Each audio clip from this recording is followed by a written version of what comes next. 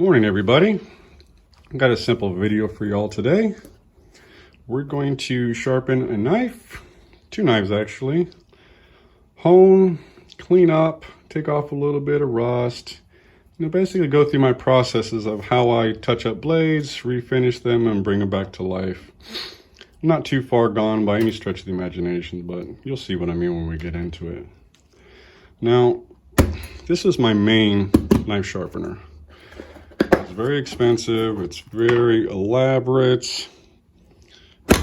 We're going to use that just to use it. But I'm also going to show you this nice cheap one that everybody can buy and everybody can use. This thing is amazing, simple. I've had it for almost a decade now and it still kicks butt. And a stropping block. This is just a piece of leather glued to a piece of maple. Made this. You don't necessarily need it on a block. You can just have a piece of leather and put some compound on it, but leave the rough side up and glue the smooth side down if you do make a block. And if you don't make a block and you need a block or want a block, let me know. I'll make you one. Let's get into it. All right, everybody, here are my two subjects for today. This is my everyday carrier. You see, obviously it's been worn. You can see a little bit of burring on the edge. Obviously it has a flat spot or two there, so it's not quite sharp all the way. But at that point, we'll go in anything no matter what. It's a Benchmark 943. I have this thing for a few years and it's been a great blade for me. Take care of that. And my camp knife. You saw this in my introduction to myself, or Get to Know the Smith video. Now this knife has been sitting around for a little bit because I haven't been camping recently because it's too hot out and there's ticks everywhere. But you can see we got a little rust line, just a little bit. This is 01 steel, so it will rust eventually. It doesn't rust as quick as others. And obviously, we got some decent little rust on the end there. Just surface, but we've got to get rid of the oxidation, make it look pretty.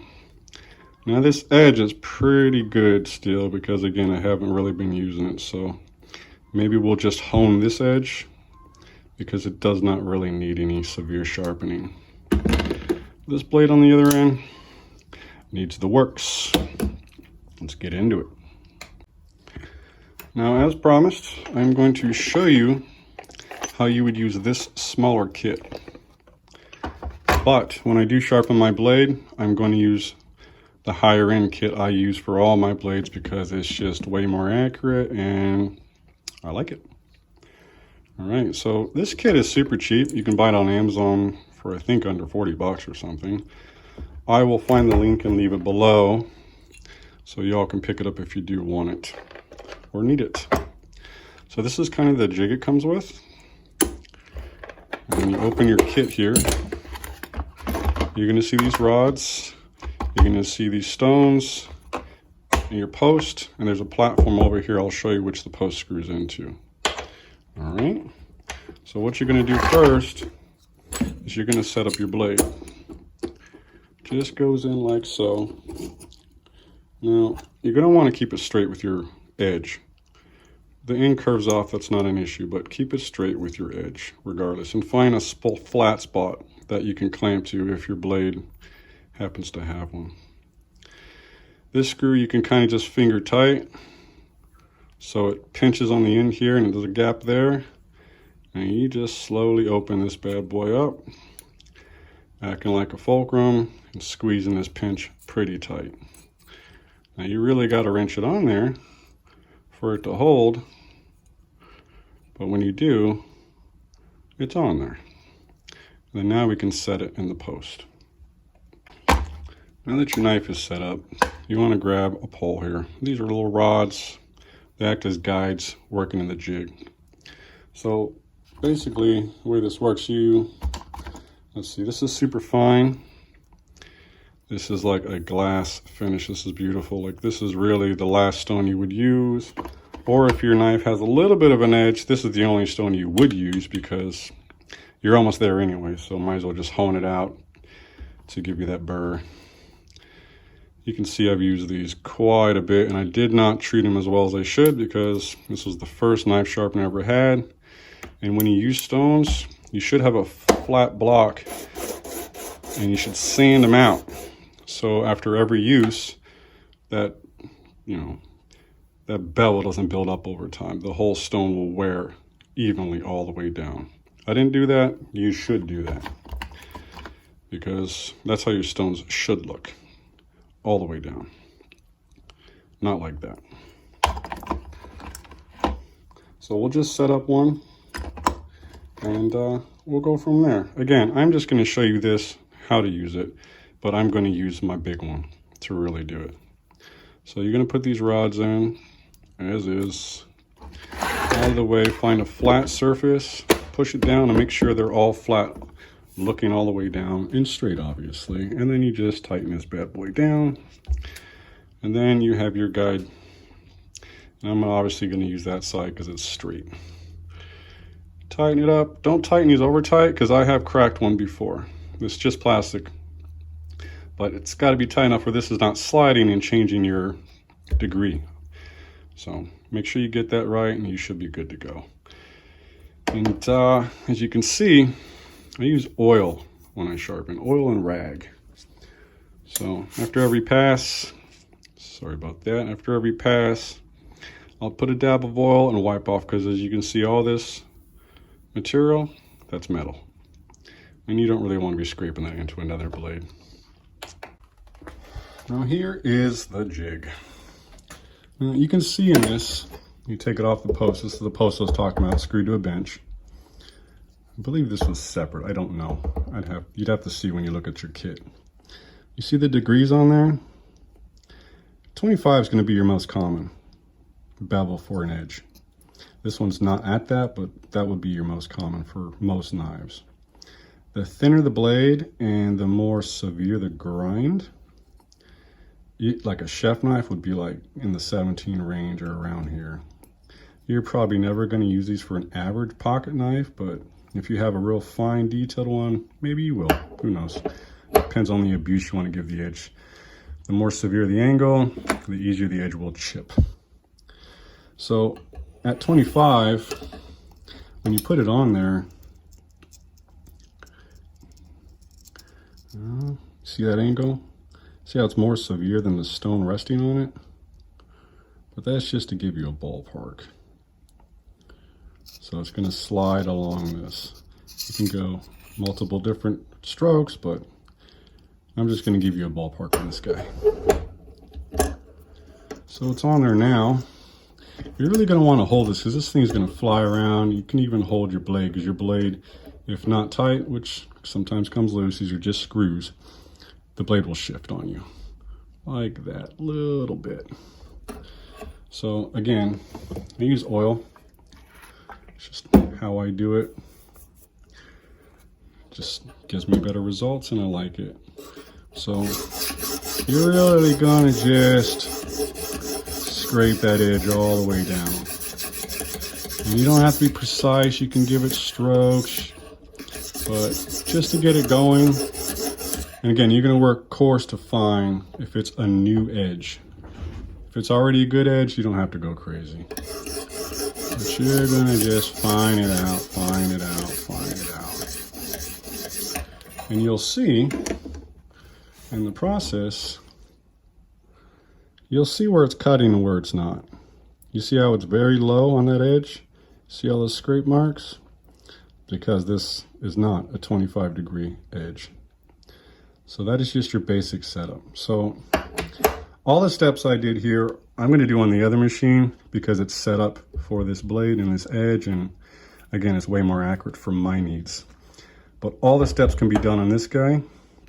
You just pigeonholed to these degrees, but this is way cheaper, and you can get a shaving sharp edge on almost any implement as long as it's not absurdly long, and do just fine with just this. Okay, I just wanted to show this before I bring out my big boy and I have a little more fun with it.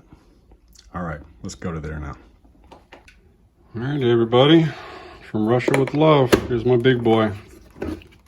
Again, I'll try and leave the link down below for this item, but you can see there's a lot to it. So let's get set up.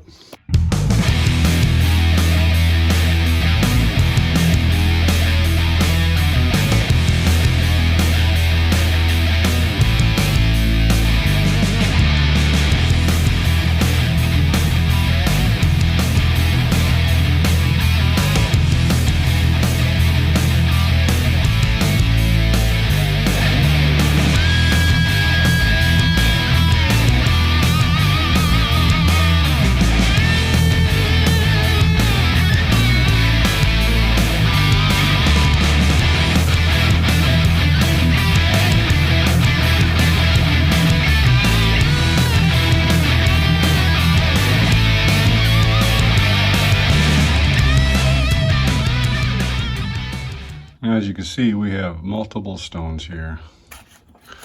From the finest, which is 1,000 grit, that's the company right here, to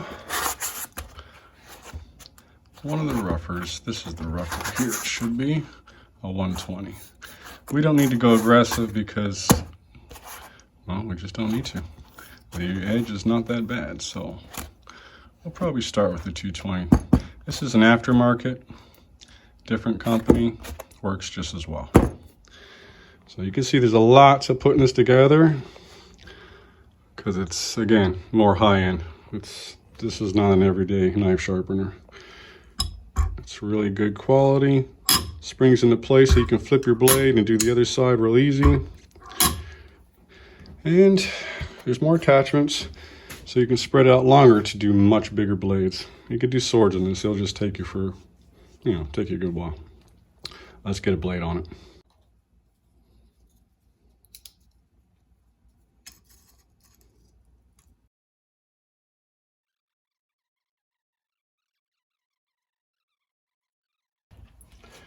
Now again, we're going to start with this little aftermarket 220. You can buy these on eBay, places like that. You just have to type in, I believe it's a beveled sharpening stone. So this is spring loaded right here. Sorry if you can't see that. So you just put that right in there and you pop the front end, and your stone, as long as you put it straight, is in there. And now you can just rest it right on your edge. Now you will, from time to time, when you rest it on your edge, you see how it's scraping right here on the actual right there? You don't want that. So when you adjust your edge, it'll fix that. So back here, I would just loosen this, raise this bad boy up, because it can go up, and then it's going to take it off. I'm only, sorry about that, I'm only on my edge now. Okay. Or if you need, you can just bring your blade out a little bit further. Now on this, when I'm trying to determine my edge, I just come in sharp like this, put the stone down, come back here. There's a lock nut here and adjustment here. When you go up and down, you will see your degrees change.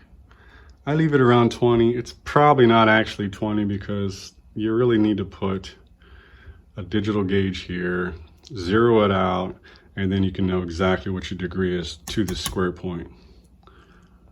So when that's done, you can do it properly. I just go with that, and then I go with just the first couple marks. And when you look at this, you can see it's pretty uniform all the way down. See that? Every pass is flat. It's not riding up on the actual bevel, the cheek of the blade, and it's pretty good to go. So that's how we're gonna do it. Start with 220, work up to maybe 1 or 2 more grits, and then we're gonna hone it.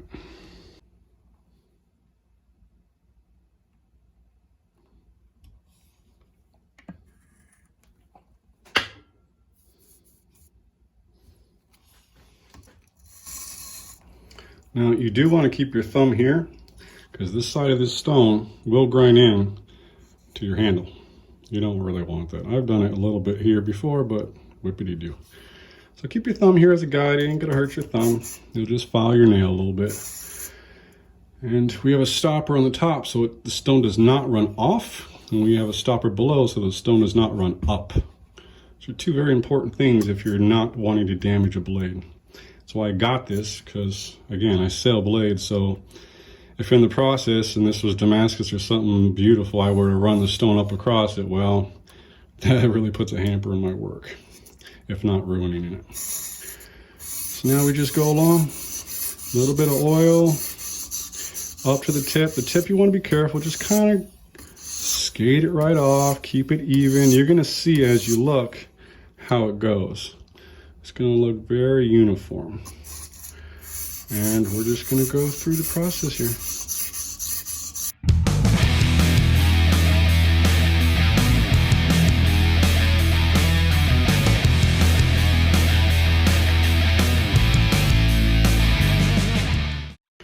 Now we're gonna pop this over and see how it looks. Because you should eventually start to see a burr build up. And we're almost there. This thing's already pretty sharp. Again, this machine's amazing. I'll try and show you what I mean by a burr after this next pass.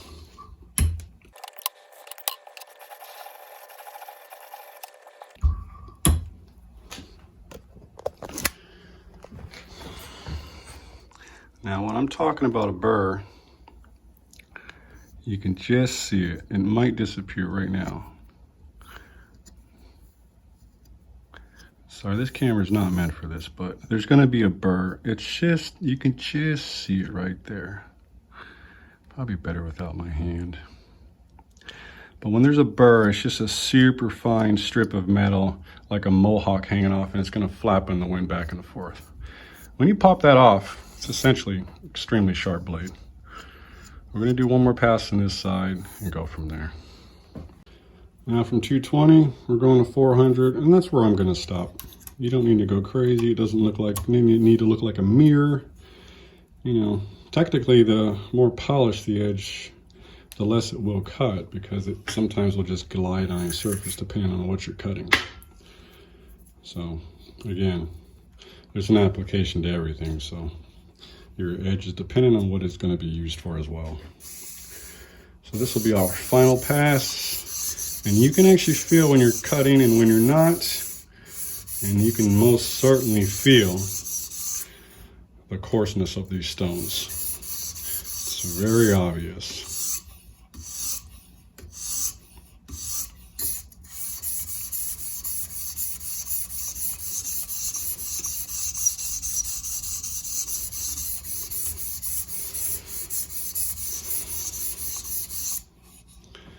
And again, the finer you get, the less gunk is going to build up. Well, it's still there, it's just much finer. But you don't have to clean it off as severely. So just go through the paces. Those little fibers are from the rag. I don't worry about that because the blade cuts it right off.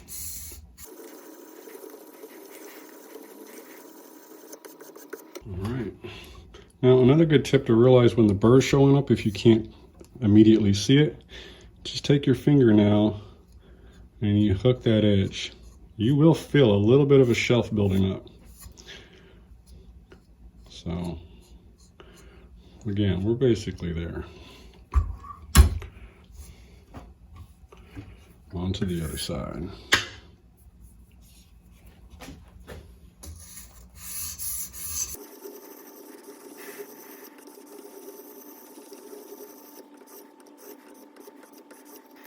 All right, I'm sure that's all she needs, so now we'll get to the honing process and go from there.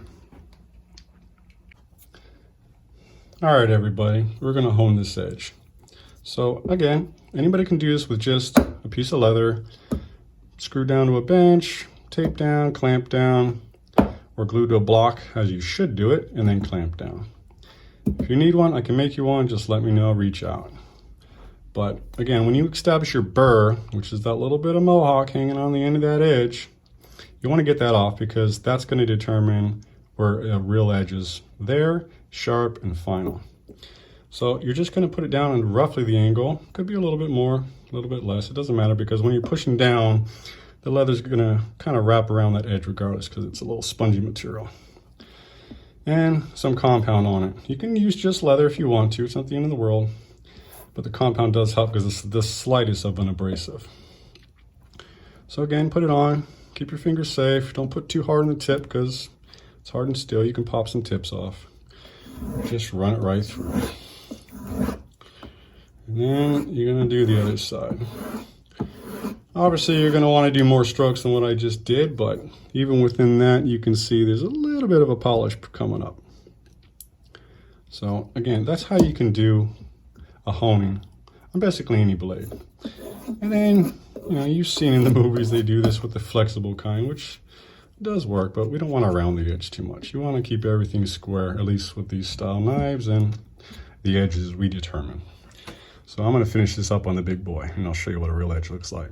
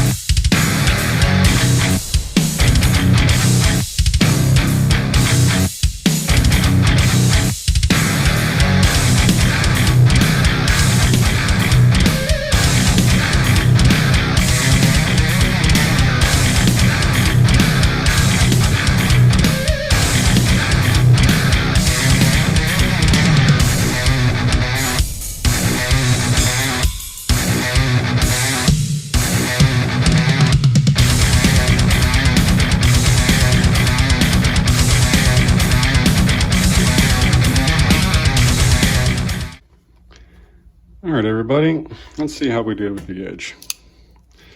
Well, you can see there's a good polish on it. I didn't go super fine with the stone, so you can see a little bit of micro scratches there, but that's okay because it actually means it's a little bit sharper because there's some coarseness to it, you know, under a microscope and all that fancy crap. So what I do to make sure my edges are sharp, I make sure it shaves. Obviously it does. And simple paper test.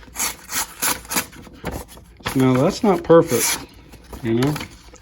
So I'm going to go back and hone it a little bit more because there's a little bit of a burr in there somewhere. That's why it's good to do multiple tests. Yeah, it'll shave my arm, but I don't walk around shaving my arm all the time, but I do walk around cutting stuff. So I'll go hone it a little bit more, and then it'll be absolutely perfect. All right, a little bit more honing, see what happens. That's a bit better. All right, so now we have it. That is how I touch up my blades. Now, I will show you in the later part of this video. You clean up a blade that you had sitting around for a little bit, and this one is not bad by any stretch of the imagination, but let's get her pretty. All right, now to the steps of prettying up a blade that's been sitting around for a little bit. Now, this blade is not perfect and it has imperfections, like a little bit of forging gap there. It's full of epoxy, but there is a gap. So one of the reasons I never sold this blade. Everything else is pretty much on point. Now, to get rid of this rust, it's really not rocket science, but you're just going to sand it off with some pretty fine paper. This is a 220 grit, and I'm going to do it by hand and not blocks or anything because I don't really want to reshape anything. And you see how it's basically there? You know, you don't have to do a lot just to spruce it up and, you know, make sure she lives a nice, healthy life. Because if I were to let this rust continue, the rust would actually seep in, pit, and start spreading the scales off. Because the oxidation will work its way in. Rust is like cancer. It keeps growing until you knock it out. So do it as you see fit. Be smart about it because you can damage things. So you just want to touch her up. See a slight bit of pitting there. So I'm going to go a little more aggressive and then continue the same thing going down. Just to polish up everything. And don't worry about the little bit of sanding you do on the handle because that builds up scratches as well, and you're going to want to work them out a little bit. And that's why you go fine grit. You're just getting the surface. You're not trying to dig into it too much. You're not trying to change the profile here. So we'll do that and continue on.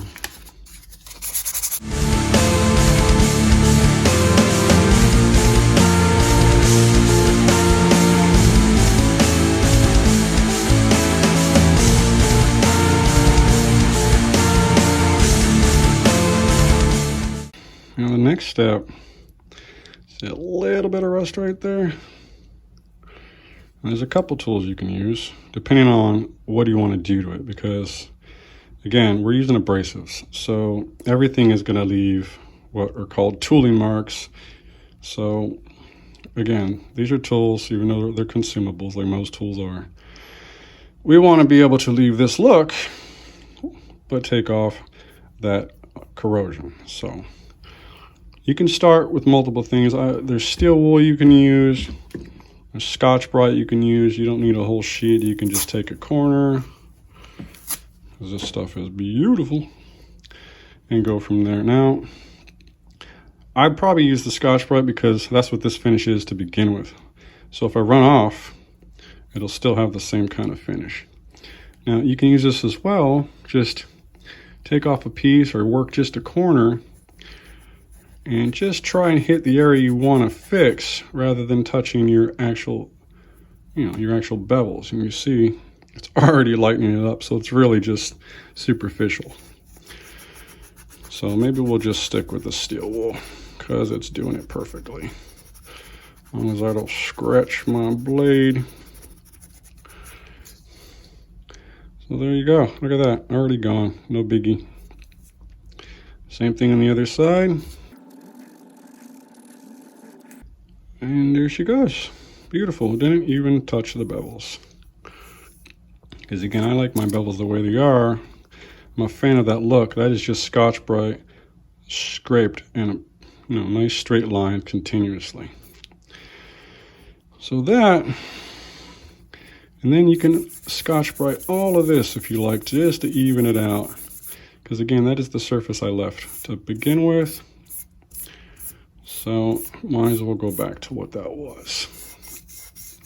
And this Scotch-Brite, again, it's very fine. It'll go into all the crevices that the sandpaper won't because the sandpaper is a little more on the surface. And this will smooth out all your marks. Get it a little cleaner looking.